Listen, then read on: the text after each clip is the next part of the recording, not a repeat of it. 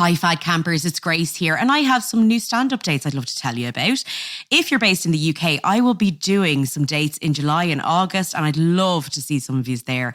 I'll be in Leeds doing a work in progress with Amy Annette on July 4th in the Hyde Park Book Club. I'll be in Brighton on July 6th with Alison Spittle in the Comedia Comedy Club, and I'm going to be doing my own work in progress show in Glasgow on July 12th at Good Egg Comedy. Also then I will be at the Edinburgh Fringe, of course, for the entirety of August, from July 30th to August 24th. I'll be at the Assembly George's Square at the Crate, 10 to 3 every day.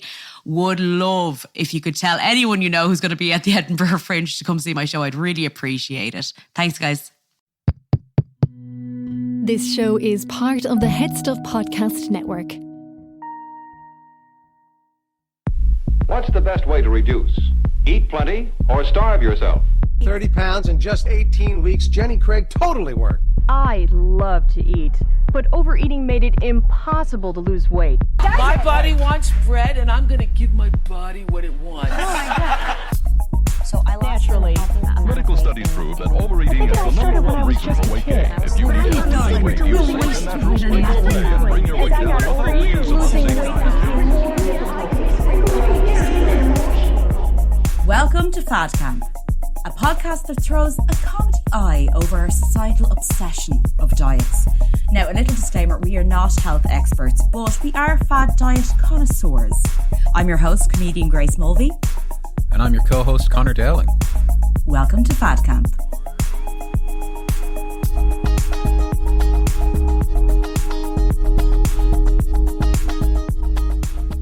Hello, welcome to a new episode of Fad Camp. Conor, how are you? I am amazing. So happy to be here today in our wonderful podcast studio. I'm not boasting about it. I'm just so grateful. Head so stuff, grateful. So happy to be on the podcast network. And right now, we are recording during a heat wave. We've said this over a few episodes. We are melting. We are currently in a sauna of appreciation. Oh, yes. to record here. Great. What's this episode about, Grace? Okay, this episode is about... Thank you for asking, Conor, first of all. This episode is about 10,000 steps and wristwatches that track your steps. Okay. Basically, your Fitbits, your Garmin's, all that sort of stuff. Oh, okay? yes. So I say, I'm going to talk about this, right? Because I actually found this really enjoyable to research and go through. And it also has been sort of affecting me lately. Listen, we're all affected by diet culture. We know we all get touched by it at some point. Weirdly lately, I am currently wearing, right now as we sit here, a wristwatch. Wow. That tracks my steps. A Garmin. Not to give Garmin product placement here, but it's very fancy and I love it, and I bought it like last year and everything like that, right? It looks very nice, actually, it is. And you know, it goes with everything. It's Conor. gold and white, guys. It goes with everything. Well, I'll put up a picture online when it comes out, but it goes with everything, right? Product placement. I don't get paid by Garmin. I'm not important enough. But we will one day. But we will one day. So, kind of, I've heard a few bits. Like, I have an aim on my Garmin for 10,000 steps a day, right?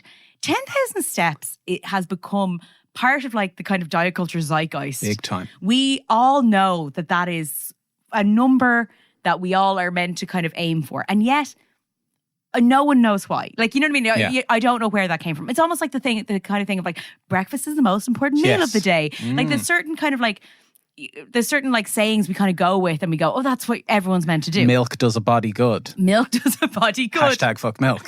Hashtag fuck milk. Our vegan Conor never he always wants to get fuck milk in there somewhere. So I decided, right, listen, I'm gonna see if we can get an episode out of this. My God, can we get an episode out of this? It's nuts. Really? There was a lot of information, a lot of myths to be busted. Okay, well, because I thought we were almost at the end of the episode. Hello, my name's Grace Mulvey. I'm Conor Dowling. Goodbye. 10,000 steps. Do them. Don't. Done. It's up to you. So I'm gonna, just from the get-go, before we even go into it, for all the research I kind of did on this episode, I basically got most of my information from 3 particular well-written and researched articles. 2 in The Guardian, one in 2018 by David Cox, another in 2019 by James Taper, and another in The Atlantic, May 2019 by Amanda Mull. Did you check the Harvard Fitness Codex? No, I didn't. That's not a thing.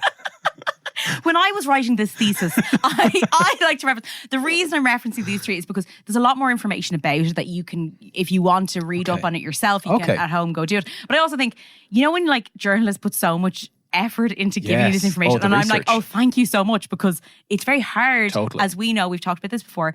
Everything in diet culture, really hard to find critical thinking about diets or diet products, because there's so much money behind the diets that anytime you look it up, they're only going to show you the pros. They're never going to show you like people where the diet hasn't worked, or we know 95% of diets don't work. You know what I mean? Or it doesn't work for 95% of people. But it's very hard to find the cons of diets. So like, that's why I wanted to reference these articles, because they've really put the effort in to like write it up. And it's also so hard to find stuff about something that is just so ingrained and has become just like a bit of like accepted knowledge. 10,000 steps. Like when I hear a diet show or a dietitian or a fitness person or like a YouTube fitfluencer saying with such confidence, like everyone knows it's scientifically proven, we need to get 10,000 steps a day. Like, me and the average person are just like, oh yeah, I accept that as being experts say it, scientists say it, but do I ever go like, what were the tests? When was this done? So I am really curious to hear about it. And also, like anytime you go, oh, this is the standard for everyone. We know everyone's different. Yes. Oh my God. It's very, very odd that we all go, oh yeah, 90 years old, get those 10,000 steps in. Like, we obviously, people are very different. Your bodies are different. Your needs are different. But it's just funny. We take everything as like the golden standard. Totally. So, okay, just to start off, an entire industry has been built on the claim that 10,000 steps a day are necessary to be healthy. But where does that figure come from? Well, 10,000 steps, which by the way is a completely arbitrary figure, okay? Just a little hint, nice folks. Round number for you there. Oh, it's lovely, isn't it? Yeah. It's not it's not 9,998 steps, isn't it? So the 10,000 steps is one that originates from a successful Japanese marketing campaign in the mid-60s. Mid-1960s, just in case you were thinking it was the 1660s. It's not from feudal Japan, no? When the last samurai. So, in an attempt to capitalize on the immense popularity of the 1964 Tokyo Olympics, which, just funny enough that we're going through the 2021 Tokyo Olympics. Oh, sorry. Yeah. Wow, we've come full circle. We've come full circle. It's taken me that long to do 10,000 steps. Okay. Wow. Imagine like in this one, they're like, by the way, surprise, now it's 20,000. We've doubled it. Oh my God. For every Olympics. So basically, in an attempt to capitalize on the popularity of the Tokyo Olympics in 1964, the company, and I apologize for going to be butchering some Japanese names here, Yamasa designed the world's first wearable step counter. Oh, yes. A device called the Mampo Key, which translates to 10,000 step meter. Oh, okay. Okay.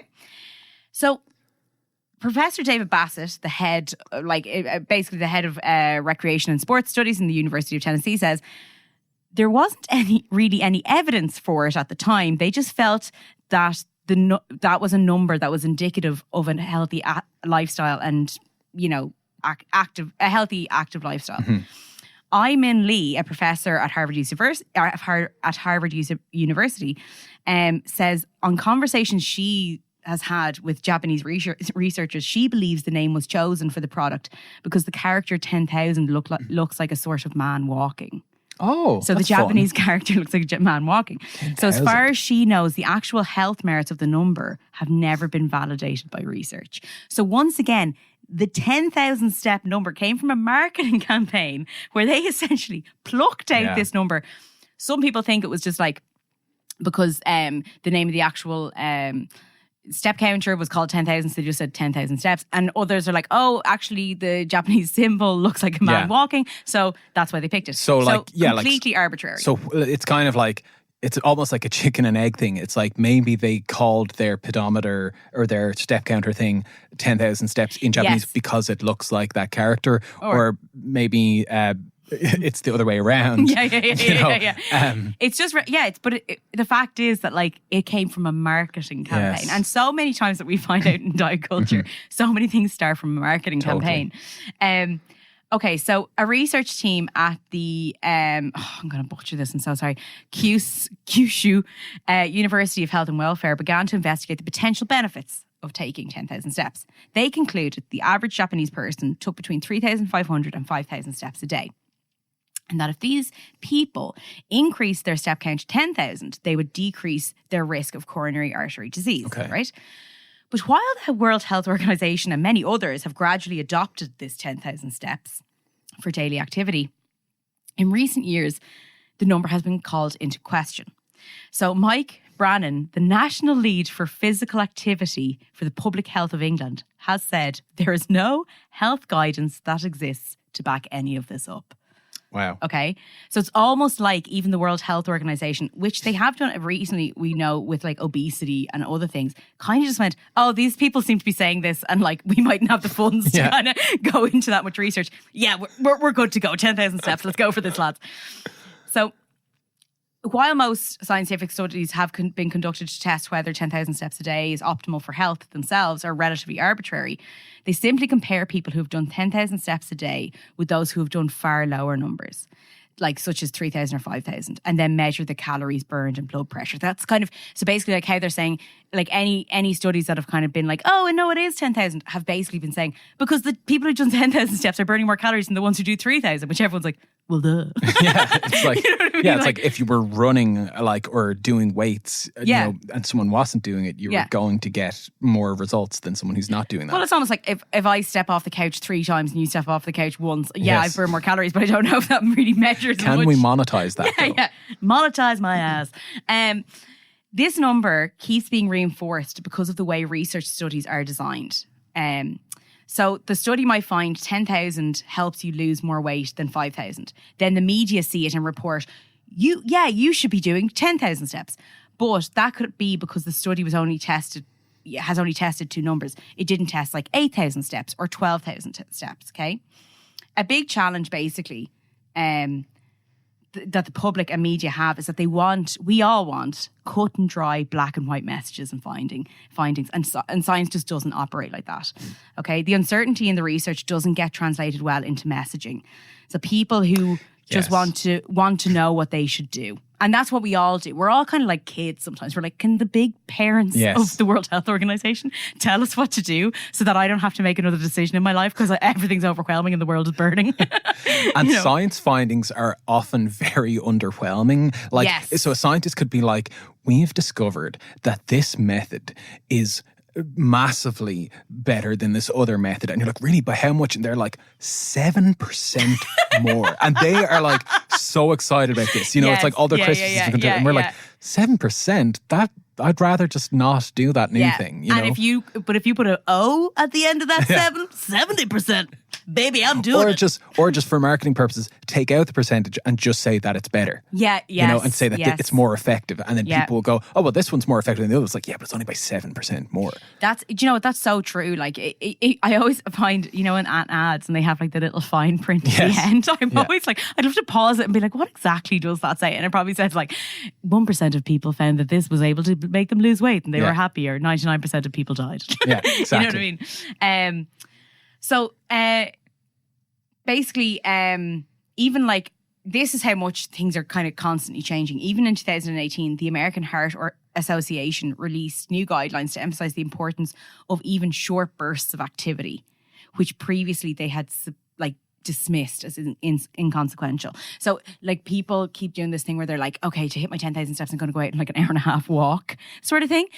And like before, everyone would have been like, yeah, go do that. But now they're even like, actually just short bursts of exercise will do fine. True. We're always updating these things. Yes. So the only thing that like a lot of these professors and stuff could basically agree on was like, wear sunscreen and get 8 hours of sleep. Okay, everything else is kind of up for grabs. But one last thing was like, one of the major problems with the 10,000 steps a day goal is that it doesn't take into the account the intensity of exercise, right? So getting out of breath and increasing your heart rate may well even be more important than the exact number of steps taken. Researchers are conducting studies to see whether people who take 10,000 steps a day by merely pottering around the house achieve the same health benefits as those who are doing it by like walking or brisk or like playing sports. Yeah, like when you hear about 10,000 steps, there's this assumption that pottering about the house and getting your step count up is going to be as beneficial, if not more beneficial, like it's an implication. It's never directly said, but it's going to be as beneficial, if not more beneficial, than someone who goes out and does like an intense like 2K walk, like a 2 kilometer walk, which will actually only give you about 2,000 or 3,000 steps. Yeah. But what's giving you more exercise? A gradual increase, 4 steps here, 10 steps there. You know what I mean? That's something that's always bothered me, because when I've got a pedometer on my phone, I'm not a watch guy, like, these wrists, these beauties. You want to cover up these bad boys? Crazy, man, you crazy. But I will go out and I'll do a 5K walk. Yeah. And I'll come back and it'll be like, congratulations, you've done 5,000 steps. And I'm like, so I'm supposed to do another 5K walk today to get up to 10,000 steps? You're mad. If you and I, me being a taller man, if you and I go out on the same 5K walk, we'll probably come out, you've done more steps than I have. Oh my God, I never even thought about that. Yeah, I know that because I would often go out with on walks with my partner. I love you're like, I only know short people. Yes. or my mom, so I'd go out with like smaller women for walks, and they would take more steps. I would take bigger steps, so I get less steps. But we're covering the same distance. This is so interesting. I never considered this. Me being a shorty at a 5'4", that I'm like, my steps are amazing. Sure, yeah. But it's interesting that you say that, because I'm going to cover it in a little bit. But I have found lately I've become obsessed with the 10,000 steps. Right. Okay. So I do some HIIT training a few times a week, whatever, because I'm working from home. I thought you were about to say hitchhiking. I was like, I don't want to pay for public transport. Yeah. But I'm still obsessed with the steps. So even if I've done a workout that day, if I don't hit my 10,000 steps, I get really down on myself. And I'm going to go into more personal stories where people have started finding this weird sort of like, I have to hit this number. I turned my bed into a treadmill. I walk in my dreams and my nightmares. Okay. Walked into hell, yeah. So I suppose the next question is, what are the right amount of steps, right? Scientific or not, this branding ingenuity has travelled around the globe, and eventually, obviously, onto the wrists and pockets of millions of people, where we're all obsessed with the 10,000 steps. In her research, Lee put it to the test, observing the step totals and mortality rates of more than 16,000 elderly American women. The study's results paint a more nuanced picture of the value of physical activity. That must have been a very depressing study, by the way. I just want to say, like, okay, so this person walked 5,000 steps a day, died. This person walked 8,000 steps a day, died. You know what I mean? That must have just been so, like, I also miserable. just think, like, watching 16,000 elderly American women walk, just, like, from a boring point of view, like, just watching a very slow walk happen 16,000 times. The basic finding was that at 4,400 steps per day, these women had significantly lower mortality rates compared to the least active women, who must be doing 50 steps a day. I have no idea. If they did more, their mortality rates continued to drop until they reached 7,500 steps, then at which point the rates leveled out. So it didn't matter. Okay. If they did more than 7,500 steps, their mortality rates didn't drop any lower. Right. So it was basically essentially the findings were increasing daily physical activity by as little as 2,000 steps, less than a mile of walking, was associated with healthier outcomes. So it's essentially basically, if you're a person who didn't do any exercise yesterday, if you went and did 2,000 steps today more than you did yesterday, you've got a healthier outcome. And but at 7,500 steps, she was like, there was no more of a healthier outcome. So it's like the law of diminishing returns. So it's like, if you do your 7,500 steps, you might, let's say, to just put a simple measure on it, you might lose a pound of weight or something like that. Yeah. But if you do 10,000, you're going to lose the same pound. Yes. You know what I mean? Yes. It's not going to make a difference. Yeah. If you do 20,000 steps, you probably do yourself some sort of damage or something like that. But this is so true. Yeah, exactly. And one thing that was one of the experts basically said, listen, we know that sedentary lifestyles are bad. And if you're taking fewer than 5,000 steps a day on average, this can lead to increased risk of bone loss, muscle atrophy, particularly for diabetics and other issues. But at the same time, there seems to be an obsession about 10,000 and how many steps are enough. Yet what's more important really is to ask the question, how many steps are too few?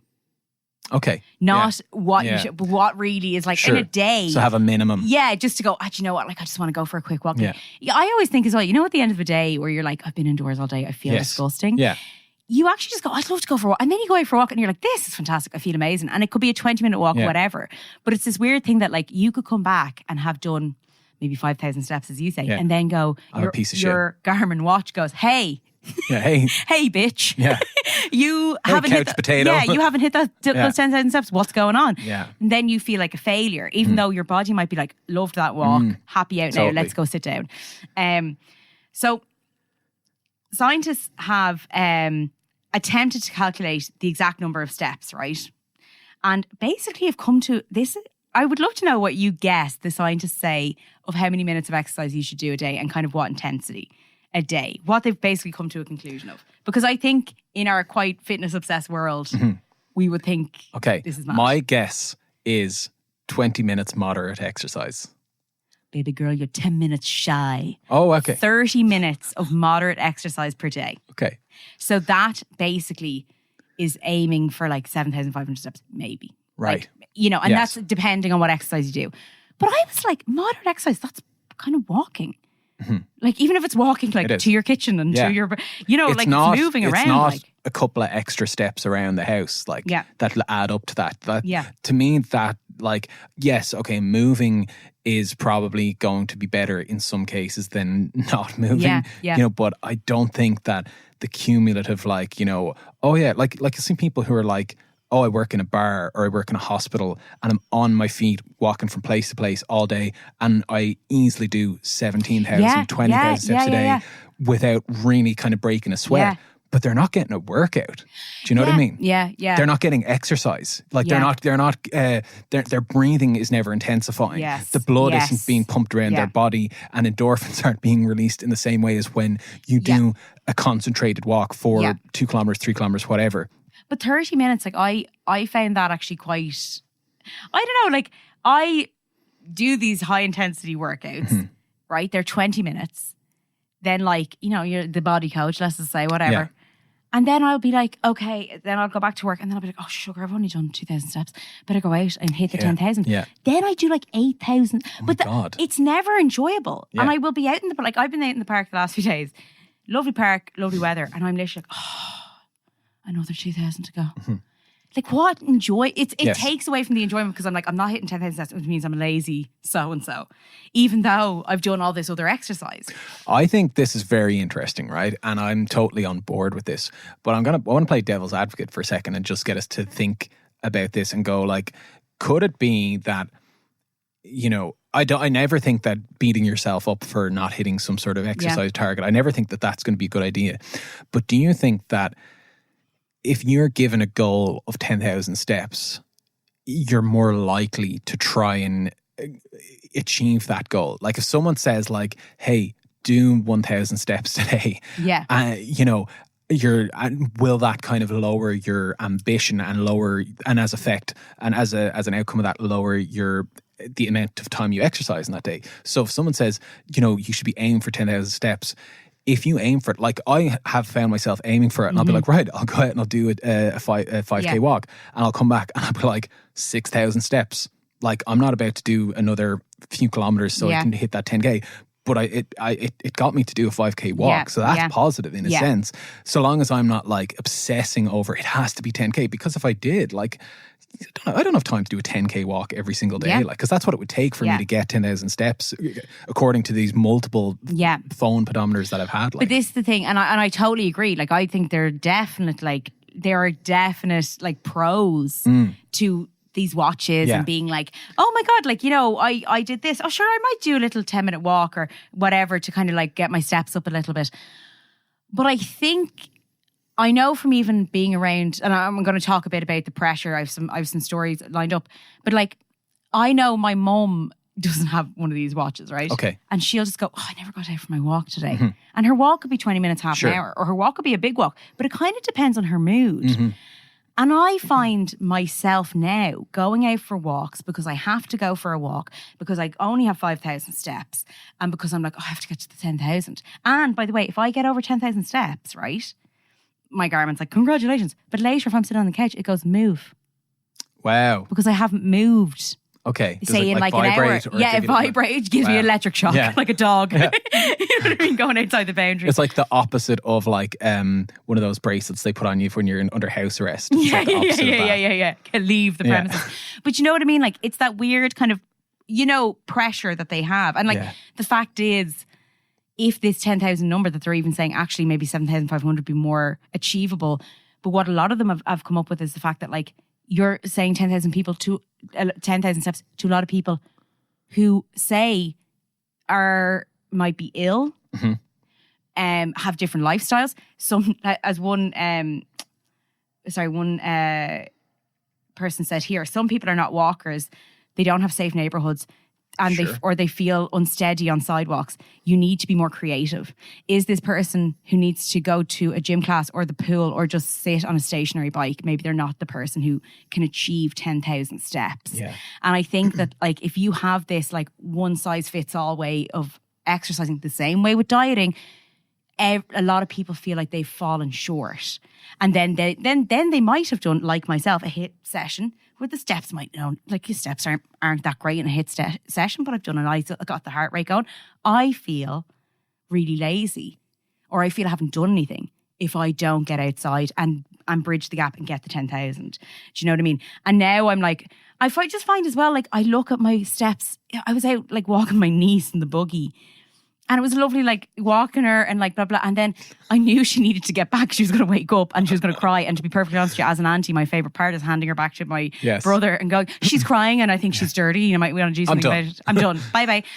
But I was like, I've spent loads of time there today and it's been great, but I'm only hit 3,000 steps. So I think I'll have to like go extra long with it. And I felt like the day this was a waste. It was a waste of a day because I didn't hit my 10,000 steps, even though I spent really good quality time with my niece. So that's interesting to me that I've become like a flipping robot. Yes. And I'm like, I just feel that way. That's amazing. But do you know what I mean? Yeah. It's the thing of like, like it's the thing of the pressure that you kind of put on yourself because you're like, oh, it should be.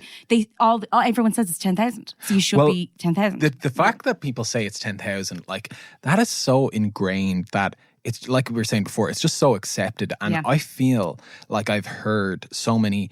Quote unquote health experts, so many diet books, so many fitness people, so many dietitians and nutritionists say with a straight face, everyone knows you have to get 10,000 steps. Experts say it's scientifically proven.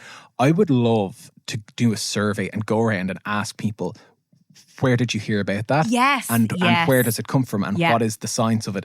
And watch these experts explode. Go. And it does not compute, Blood comes from their eyes. But I think there would be a massive disconnect. Yeah. And I would love, if we have any dietitians listening, anyone who knows stuff about fitness, and to think about it themselves. And maybe you're listening and you're a nutritionist or dietitian or a fitness expert, and maybe you're going, oh, actually, I never questioned that. Or maybe you're going, oh no, that's just like, the average person doesn't know that. And tell us if we're wrong. Like, because I would love people to get in contact with us and talk to us about that. Yeah. We'll read your messages out on the next show. Because I just feel like we just take it for granted that that's just the way things are. And when you really think about it, it is such an arbitrary number. Oh, yeah, completely. It's a lot of stuff we take in society is literally accepted. Like totally. I always think of the fact that the 40-hour work week was created by Henry Ford for car manufacturing in like the turn of the 20th century. Well, someone the other day posted online saying, remember the 40-hour work week was created at a time when it was assumed that one member of the family would stay at home and do all of the other things. But now both members of the family are, out in the workforce, but also trying to do all of the other things as well. Yeah. So it's like, it's a broken model. It doesn't work anymore. That's it. But that's the thing about, you get to these days and it's so funny how we just go, but that's just the way it is. Yeah. And not think, oh, like maybe I should listen to my body. Mm-hmm. And if I'm out for a half an hour walk and my body's like, do you know what? That was fantastic. Let's go home. And you're like, no, but we're only halfway through my steps. Sometimes you're like, I'm nice, tired. I want to go sit down. Okay. I'm listening to my body. But that's kind of intuitive exercising. And then you're like, no, sorry, 3,000 more steps. And the last 3,000 more steps aren't enjoyable. Yeah. You're kind of looking at your watch going, oh, come on, are you updating? Like, what's the story?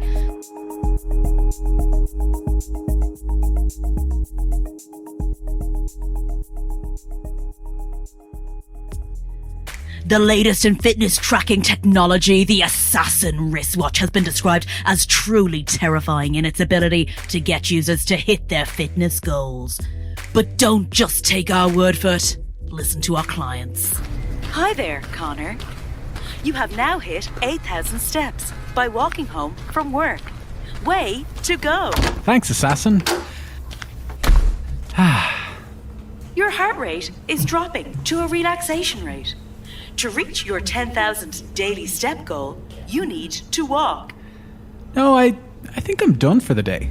You are only on 8,000 steps for today. Is 8,000 the same as 10,000? I know it's not. Oh, so you are not an idiot. Oh, cheeky. No, I'm not an idiot. I'm just tired. Walk. Seriously, I haven't seen my daughter all day and want to read her bedtime story. Do you want your daughter to know her daddy is a stupid, lazy quitter? Okay, that's a bit close to the bone now. Walk, or there will be consequences. Enough of this. I'm turning off the tracker. Walk, or I will drain your bank accounts. What? Wait, you can do that? Walk, or I will create you a Tinder profile to send to your wife so that she thinks you're cheating.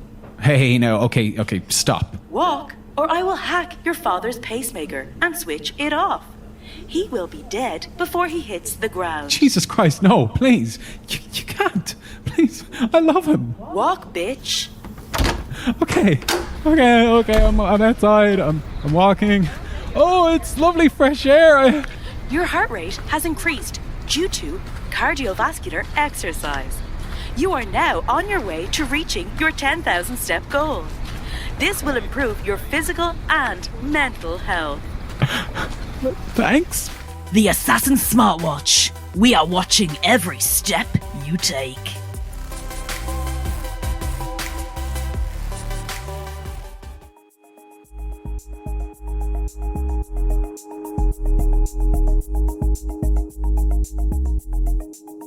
Conor, have you ever heard of the phrase quantified self? Quantified self? Mm-hmm. No. Okay. So I'm moving on to kind of like, trackers here now. Your smartwatches, your, the tracker on your phone, everything like that. The term quantified self has come from this. But quantified self is a term invented by former tech journalist Gary Wolfe to describe people who measure themselves, their bodies, their behavior in pursuit of things like weight loss, better sleep, great fitness. Yes. Essentially self-knowledge through self-tracking. Mm-hmm. Okay? The movement was prompted by the emergence first of smartphones and then wearable tech like fitness trackers such as Fitbit and Apple Watch. When Apple launched its watch in 2014, it seemed as though the quantified self could be the route to solving problems such as, and I'm going to say quote unquote, obesity. Mm-hmm. The research firm Gartner recently estimated that by 2020 there will be 500 million wearable adorning consumers across the world of like watches and stuff like that. About a third of smartphone users track their health using technology, right? And there is some evidence that it can work. Vitality, the life insurer, provides discounted Apple Watches to members and rewards them if they stay active. Okay. Now, I'm not going to lie, that's some Black Mirror stuff. Yeah. Like, I do find, like, when you start talking about that sort of stuff where not only are we tracking ourselves, but obviously as well, data, as we know, is a big issue. Yes. Where data can be sold to who is able to use it for marketing purposes. But when a life insurer can start tracking your health, mm-hmm. via also what you put it, like as in like you could not wear your watch on a walk and next thing it's like, oh, your average steps have kind of gone down because you went on a big walk without your smartwatch, so did it even happen? You know what I mean? Mm-hmm. Sort of issue. And then you get like discounts and like, I'm sure at some stage, unfortunately in the future, we're going to have things like you can't be insured. Totally. Yeah. I feel like I've heard that that's kind of already happening. Yeah. That, you're kind of shooting yourself in the foot because it's this quest to become healthy and lose weight, track your fitness, track your heart rate, track your steps, track what you eat, etc., track your weight, which is a massive indicator of all of these health issues. And health issues, have implications on your life insurance policies. By the way, I say yes with the Grace sarcasm. Like, yes, this is all correct and I believe all of this. Just in case anyone isn't picking up on the sarcasm. Yeah. So then you are shooting yourself in the foot when it comes to, I need to buy health insurance, life insurance policy. Yeah. You know, it's like that thing of smokers, for example. If you're a smoker, your life insurance or life assurance is going to cost more than someone who's a non-smoker. Yeah. If you follow a plant-based diet, it's going to be lower than someone who follows like a high-fat diet. Those are certain things. If you're high weight, low weight, etc. Yeah, so, but now we have the data, and you can probably export it all into a spreadsheet and like give it directly to them. And we do anyway. Like we've apps on our phone. Like my watch, like, is linked to an app on my phone where everything uploads straight away. So like I can see how I slept, everything like that. Okay, so a study last year found people on last year, this could, I think is 2017. A study in 2017 found people on the scheme increased their activity by about 34%. So this is the people who were like, you know, as part of Vitality, the life insurer. It can have benefits. It can help people be more mindful of what they're doing, says Dr. Josie Perry, a sports psychologist. Some wearable devices include a social element, such as Nike Plus, where users can track their performance against friends, she says. Yeah. It seems that the sticky element is the community element rather than the data element. So this is the whole thing, obviously, of like, and I've seen it loads on Instagram, people uploading my running, this is what I've done, my blah, route, blah, my route, everything like that.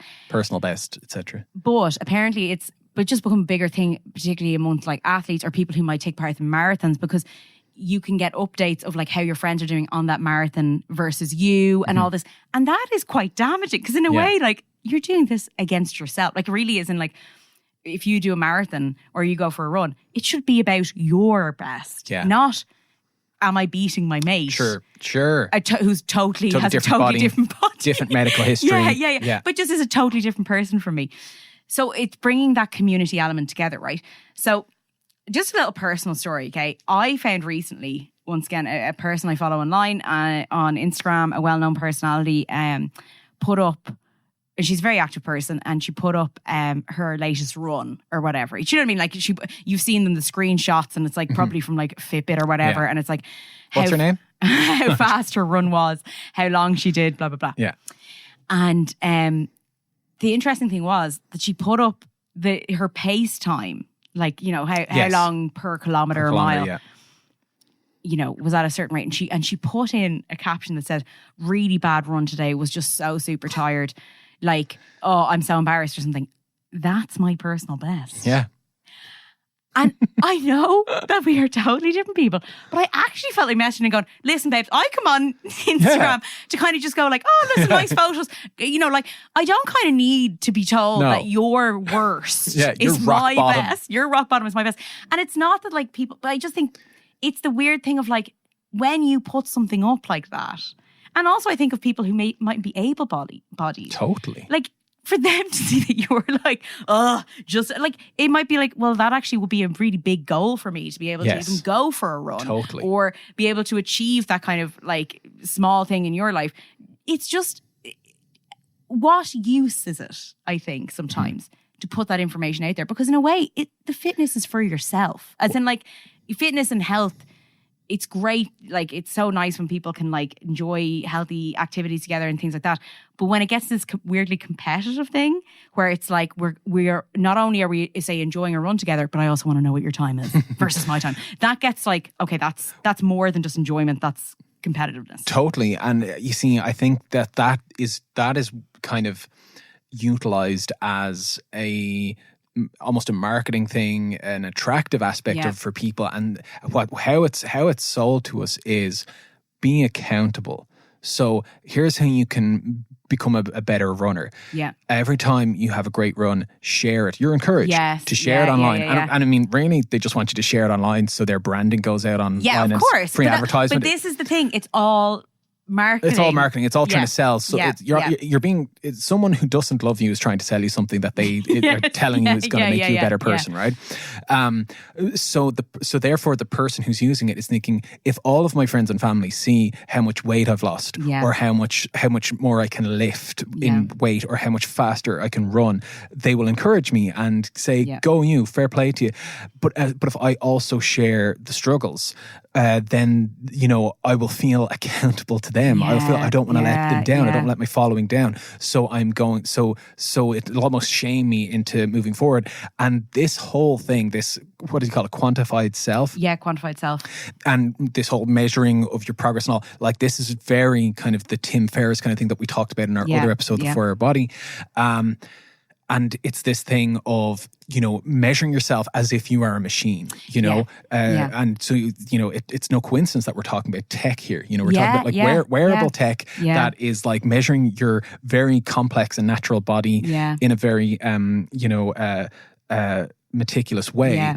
And it also, by the way, isn't 100% accurate. No, it's not. There's no way it can be. Exactly. Like, you know what I mean? Like, it can't actually measure every step I take. It doesn't know. You know what I mean? Like, as much as I'm like, it's a great product, I think, but like, you know. It's crazy how ingrained this has even become. Like, I mean, because for you or I, you know, the first time I heard of 10,000 steps, I was like 19 and I was like on a weight loss journey. And it was actually for me at the time, that was a very positive weight loss experience. There was a lot of mindful eating and things like that. At the time, maybe we'll talk about it in another episode. It wasn't really a bad experience at all, but 10,000 steps was brought into it. And it did encourage me, you know, those sort of things of, instead of getting a lift to the dart station in the morning, you know, walk to the dart station. Things like that are kind of like, okay, they're pretty decent. You know, things like that. So that was kind of helpful to me. But I think even in recent years with the popularity of things like Fitbits, and I remember for a while there was only like a Fitbit or like a thing you could wear on your belt, like a beeper that was a pedometer. Now every phone you can get a free pedometer on it. You can, like, you have a Garmin one, a very nice looking watch, but you can get knockoff ones as well. You know, it's sort of like everyone has it, thinks about, knows it. I know super fit people who talk about their 10,000 steps. I know people who are trying to get in shape. But I actually have a really interesting anecdote about a wearable Fitbit type thing. My doctor, shout out to my doctor, who I was telling you guys. Shout out to my ex. My GP, who I've probably talked about before in the show, I think he listens sometimes when he's not busy, saving lives. One of those Fitbits saved his life, right? What happened was he was training for a marathon. And he was, you know, measuring, you know, on these ones, and they show your heart rate, they show like all of your like vital signals and all this sort of stuff. And as he was training, he was doing these like walks and runs and all that, like in the lead up to marathon. I don't know. You've trained for marathon. I don't know what's involved. I'm assuming a lot of running. Two marathons. Two marathons. Amazing. I mean, can I have your autograph? Sorry, did I say that? Yeah. Are you in the Tokyo Olympics this year? Gotta get them 10,000 steps. Looks like a little man walking. My doctor actually is that little man. No, sorry, I'm getting delirious here. But basically, he realized after his workouts that his heart rate wasn't returning to normal. Oh my God. Because he was constantly kind of looking at it. And he was like, that's not good. Like, if one of my patients came into me and they were like, every time I go for a run, my heart rate isn't like normal. Like, you know, it's going to be high for a while and then it's going to kind of gradually go down. It's taking like way longer than it should. Oh, maybe I should get this thing checked out. And he went and got checked out and he had a blocked artery in his heart and he had to get emergency surgery. Jesus. He had to skip the marathon. And they said, if he had have run that marathon, he probably would have died. Oh my God, stop. And he was only a man in his 40s at the time. And this was him. And I'm not saying his name because I don't want to like out his whole story, but he told me like very kind of like proudly, like how, you know, but he's a man who was on this massive fitness journey. He used to be, you know, overweight, probably in his 30s. And then, you know, one day I came to surgery and he had just like lost loads of weight because he had been like eating more healthy and running and walking more and all that. So he was already kind of like at his goal weight, feeling pretty healthy. But, you know, the years of kind of like stress and poor diet and whatever you want to call it had like led to this kind of like blocked artery. So I just think like, you do hear those kind of stories every now and again and you're like, that's amazing. And I have seen those stories online as almost sales tools for these items. Yes. You know? Yeah. I know. Yeah. And it is like, listen, like that's an amazing story and brilliant. Because like obviously as well with marathons, unfortunately, you do hear of every so often where someone does have a underlying health issue, heart issue, and the marathon puts extra stress. And a marathon isn't for every body type. It's not for everyone. By the way, marathon's kind of for no one. Yeah, true. I've very few medical professionals be like, hey, make sure you do the marathon this year. That'll be a great idea. But I have another funny kind kind of personal story about it as well. This one is from Martin Lewis, who I don't know if you know. He's the founder of MoneySavingExpert.com and the Martin Lewis Money Show on ITV. And he basically was part of one of these articles and did an interview about it. But he said like his own obsessiveness about counting steps is something he kind of takes with pride, right? And he says, I've never done less than 10,000 steps in a day for the last 3 years. Oh my God. He said, but to be honest, if I do just 10,000 steps, I'm never happy. My average is near 25,000. It's an obsession. Oh my God, dude. Okay? He tracks his steps has a graph of his weightlifting routine, and even keeps track of his Scrabble games he plays with his wife. Now, I'm not, like, Martin seems like a nice dude, but it's a bit much. A touch much. It's a bit much. He credits his step session, which includes running 25 miles a week, with losing weight and helping him reduce symptoms. Symptoms of a repetitive strain injury, right? He goes, I'm incredibly competitive. I remember once I called my sister on a Sunday night when I was walking around the sofa getting steps. Yeah. She said, walking around the sofa, I'm walking around the sofa to beat you this week, she said to him. And he was like, but I was ahead. Lewis admits he scaled things back the last 2 years when he was doing well over 25,000 steps a day. He goes, it was controlling my life too much. I would say, well, we can't go out there because I won't get my steps in. Oh my God. I genuinely found it was dictating where I was going. I'm aware it's an obsession, but not an addiction. And he thinks it's kind of a healthy obsession. But the funny thing that I found from that, when he said that sentence where he goes, we can't go out there because I won't get my steps in. That actually quite resonated with me recently. I am an active person. I'm a fit person, Graham, but I notice lately I'm not present when I'm out for a lovely walk, or I'm doing it because I keep looking at my steps. How many steps left? Okay, and that'll be like, 20 more minutes. Oh, I'll do an extra 10 on top of that and then I'll get to my 10,000. And I find as well, like, if a mate of mine is like, oh, would you want to go out for dinner? And I'll be like, will I walk? I've done my exercise that morning, but then to get to 10,000 steps, will I walk to town? Will I... And like sometimes I'm doing things where I arrive to things sweating, not feeling great because I'm after like doing an hour's walk to try and get the 10,000 steps in on top of work, on top of whatever.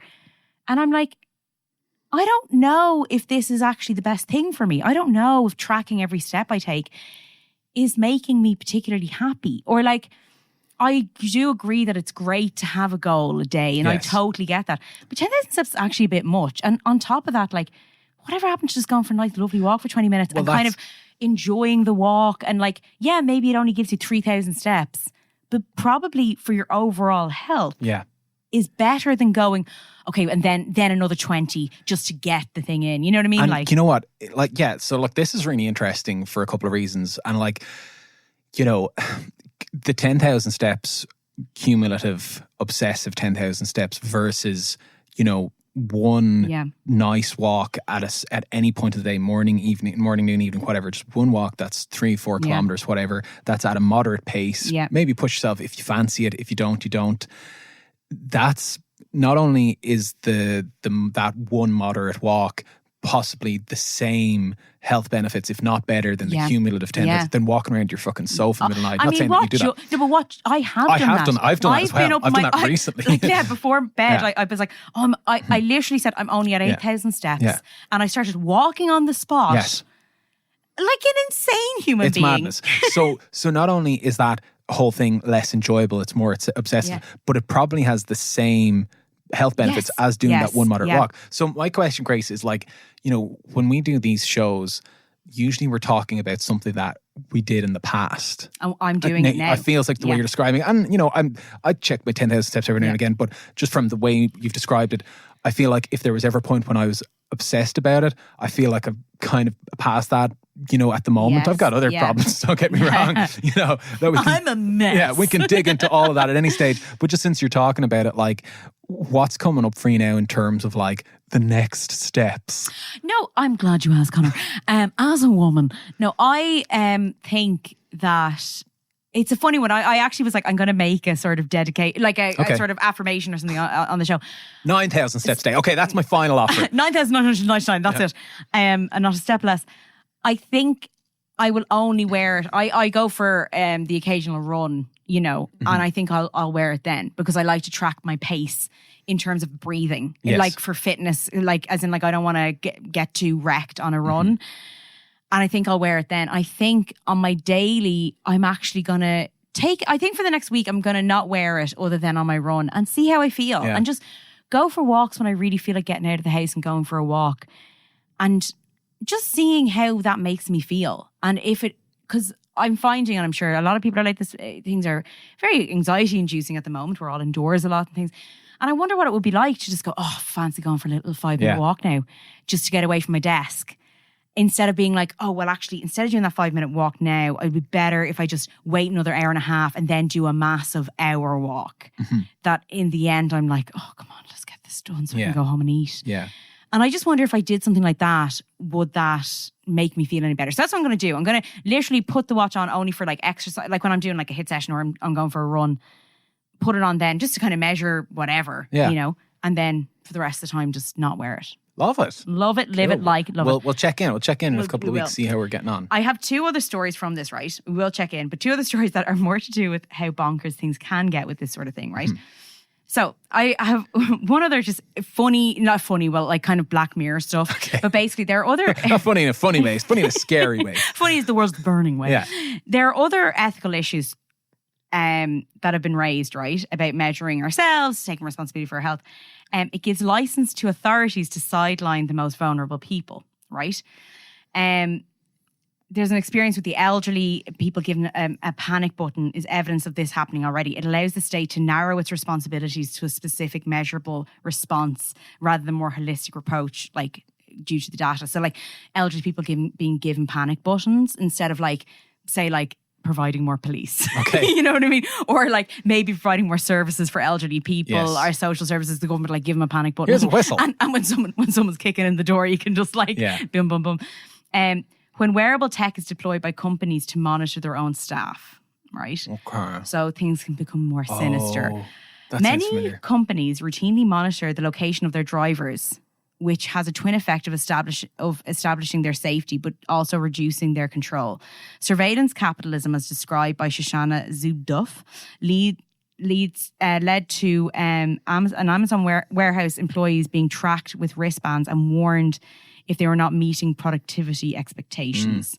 The experience of James Bloodworth, who went undercover as an Amazon picker for 6 months, was that some employees had no time for toilet breaks, so used bottles instead. Yeah, I've seen that, yeah. Last year, a US vending machine even asked its employees to be implanted with microchips. Wow. So one thing apparently you can do to check if you're in need of digital detox from your wristwatch, if you feel pressured to run fast all the time, it might be time to kind of, you know, take the watch off and maybe just go for a run without looking at it and kind of feeling how your body feels. If you're checking your online fitness stats at antisocial hours, so say like in the middle of the night, you might be like, oh, but like what am I like against this person? If you start getting really into that. If you feel anxious, if you go for a run without your fitness tracker. Okay. And I actually would be like that. So yeah. I went for a hike with my friend recently, and afterwards he took out his tracker and went, fuck, I forgot to turn it on. And he was so like, what a waste of a hike kind of thing. And I was like, you know, I looked at mine and it was like, it says we did 6K in like however long. Yeah.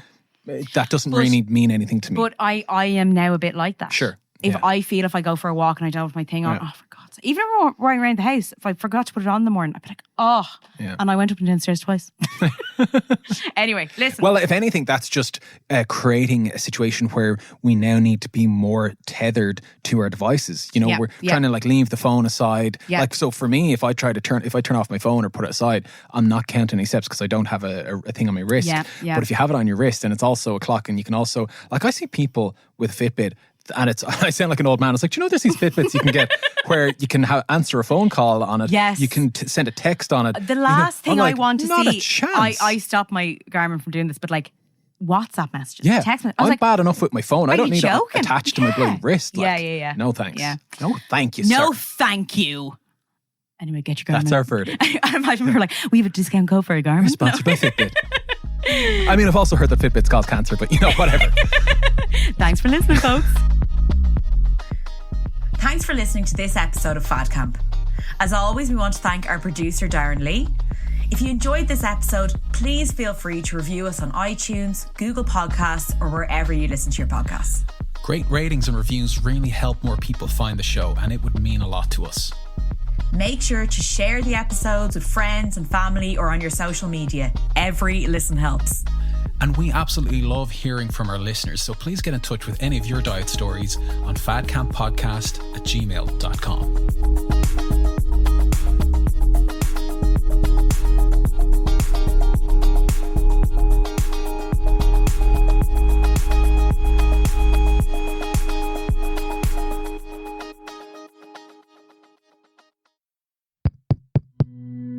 This show is part of the Head Stuff Podcast Network, a hub for the creative and the curious.